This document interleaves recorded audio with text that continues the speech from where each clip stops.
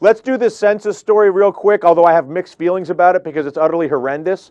But it is, at the same time, incredibly compelling. Tragic is really what it is, and potentially insightful as to some of the dysfunction with our government. What happened here in California? Victoria Vaslin, basically. She's a 67-year-old woman. She lived up in Yuba City, up northern California. North of San Francisco? It's probably near Sacramento. I got the story from the Sacramento paper. Okay. Right around near there. And the census worker came by.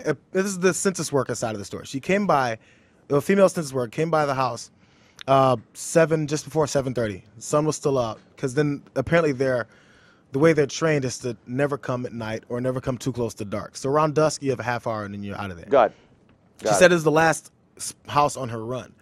And she comes to the door, and a man comes. He's in his 50s, and he was later identified as the 67-year-old woman's boyfriend. He comes to the door, and he's very hostile with her. And one account says he had a gun in his hand. Another account says he was just very upset. And he said, "We don't want, get out of here," whatever he may have said. Maybe with a gun, maybe not. But menacing the census worker, this woman and her boyfriend, potentially with gunplay, but we don't really know. Right. So after the first, get out of here, I don't want anything to do with it, she tries to go ahead and explain what they're actually doing. And from the back of the, or not from the back house, but from inside the house, becomes Victoria, apparently. There's the story. The Victoria comes with a shotgun. And so then, and it's like, it's threatening to the worker. So she takes off. It's over. She goes. You come with a shotgun, I'll leave right now. I don't care if the show's not over or not. I'm out. There's the last one of our last house on her run anyway. Yeah.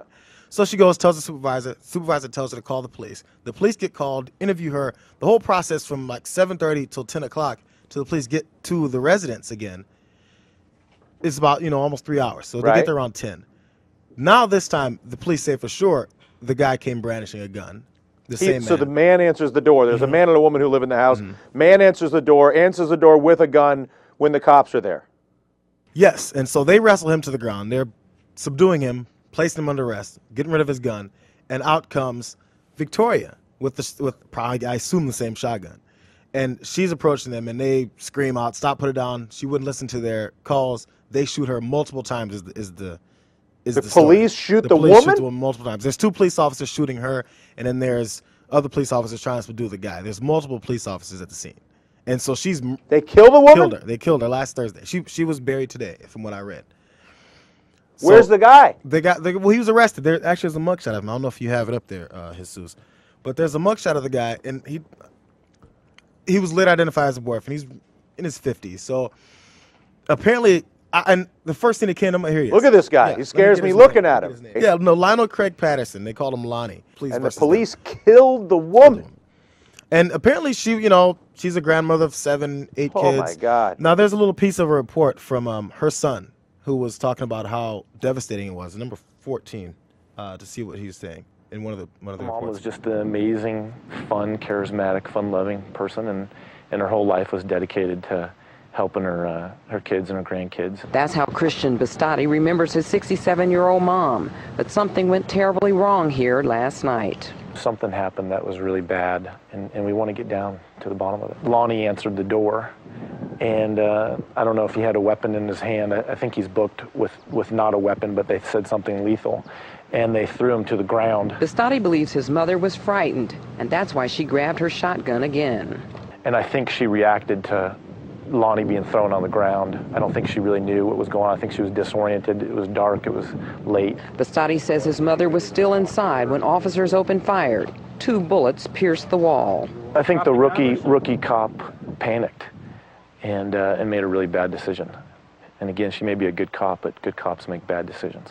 Roger Vaslin lay dead at her front door. So, after that kind of that is the most heartbreaking story. Forget everything else that I've been talking about, JR, for the past hour and 20 minutes or whatever it's been. That'll break your heart.